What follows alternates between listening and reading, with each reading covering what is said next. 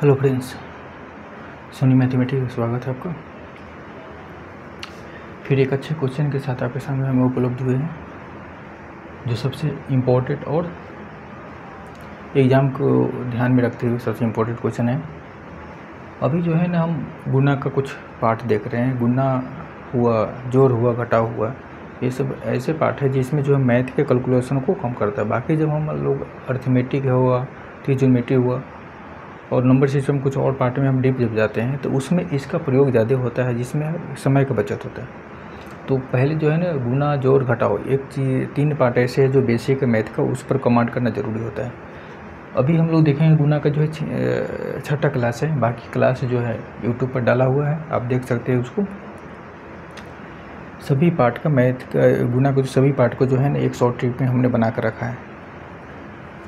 और अभी जो देखेंगे 9 से 99 और 999 पर आधारित क्वेश्चन है, जिसे मल्टीप्लाई करते हैं तो उसका मल्टीप्लिकेशन क्या होगा, यानी गुना का गुणनफल जो होगा वो क्या होगा।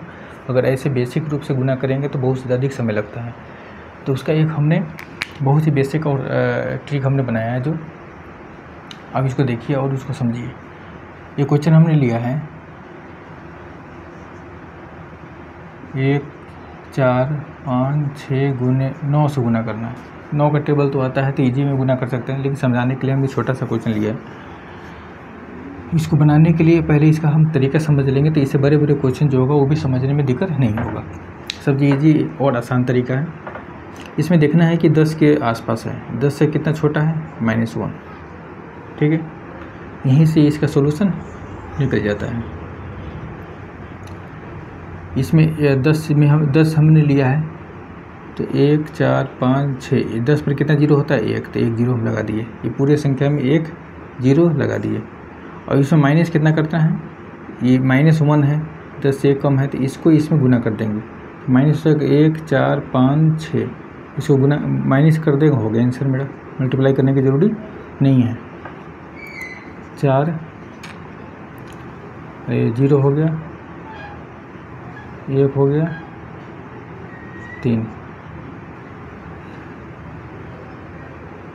13,104 इसका आंसर होगा।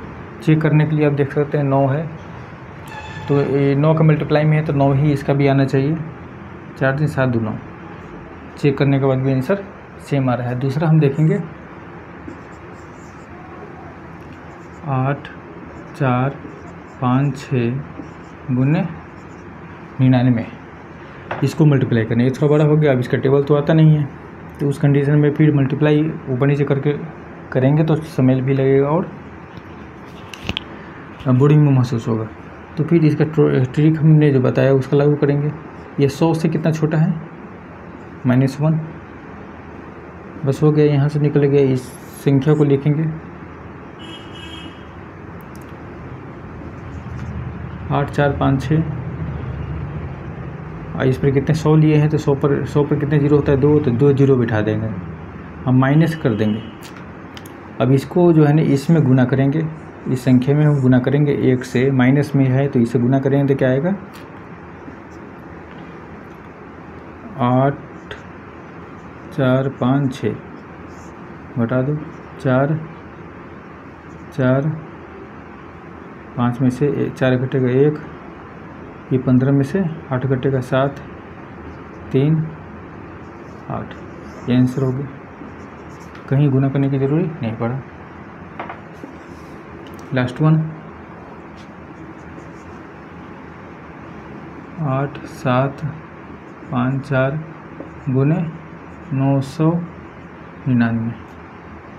999 हो गया। 3 9 है, इसको गुना करने के लिए देखना पड़ेगा इसके आगे क्या 1000 है। 1000 में से कितना कम है? यह 1000 से 1 कम है। इसको लिखेंगे 8, 7, 5, 4। 1000 में कितना जीरो होता है? 3 जीरो। 3 जीरो यहाँ बिठा देंगे और इसको इसमें गुना करके नीचे लिख देंगे। 4, 5, 7, 8 घटा देंगे इसको। 6, 4, 2, 13, 8, 5, 13, 4, 7, 8। ये इसका आंसर हो गया। इतने बड़े क्वेश्चन का मल्टीप्लिकेशन कहीं करने की ज़रूरत नहीं पड़ा, नॉर्मल में ये निकल गया। तो इस तरह से जो है ना प्रैक्टिस करेंगे तो फिर आपका जब से गुना भाग जोड़ घटाव इस पर कमांड होगा, मैथ का कैलकुलेशन छोटा हो जाएगा। मैथ में बोरिंग होने का या मैथ में रुचि नहीं होने का एक ही कारण होता है कि मल्टीप्लाई, गुना हुआ, जोड़ हो गया, घटाव हो गया, इसमें जो है ना इसमें रुचि नहीं होता है, जिसके कारण मैथ बोरिंग महसूस होता है। मैथ सबसे आसान और सबसे इजी तरीका है बनाने के लिए, समझने के लिए, और सबसे जितने भी सब्जेक्ट है सबसे आसान सब्जेक्ट है अगर इसको अच्छी तरह समझ लिया जाए तो। ठीक है, थैंक्स।